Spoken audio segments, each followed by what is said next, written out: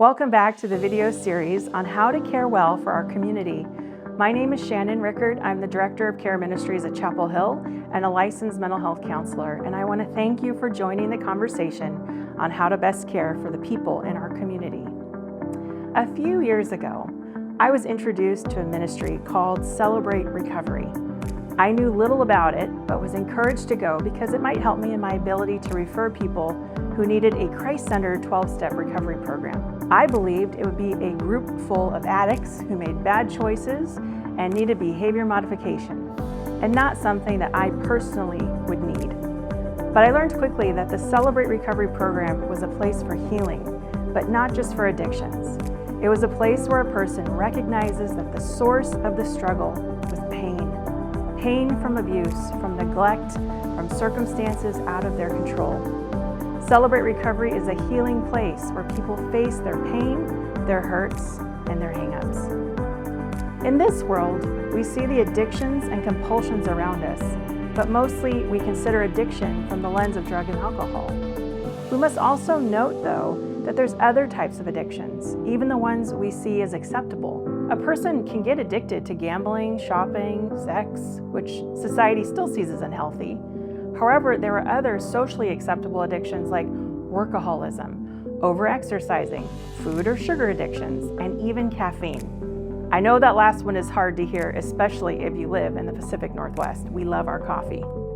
But if you are noticing someone struggling with anything mentioned here, you might be curious if there's something you need to do to better help them.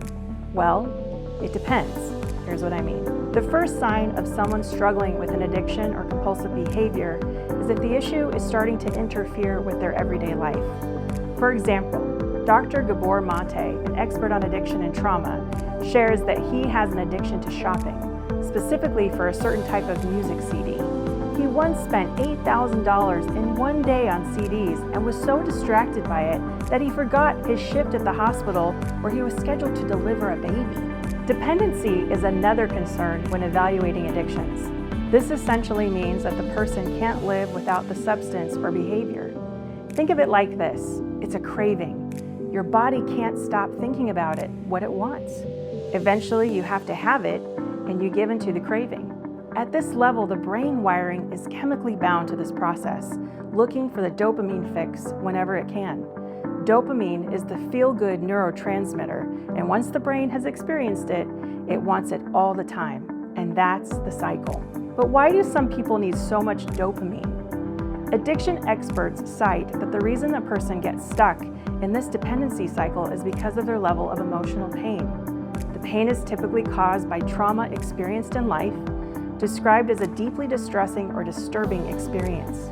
Sometimes a person can experience little traumas over the course of their life, which is represented by an emotionally absent parent or a person who has been the victim of verbal or emotional abuse, usually over the course of many years.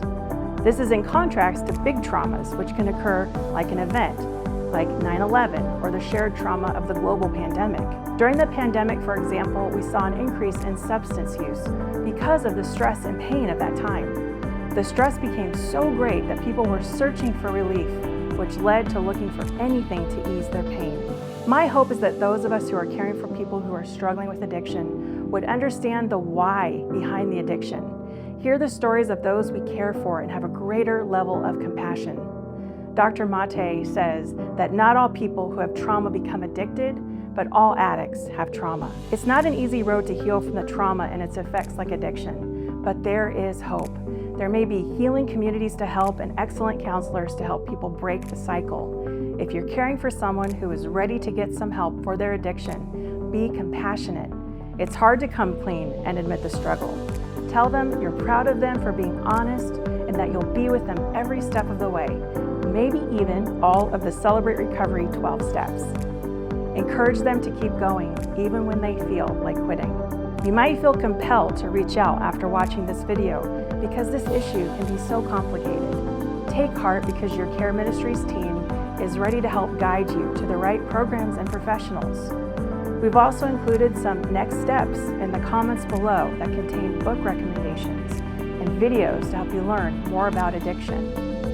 Again, I want to thank you so much for watching these videos. We are praying for you as as you care for others.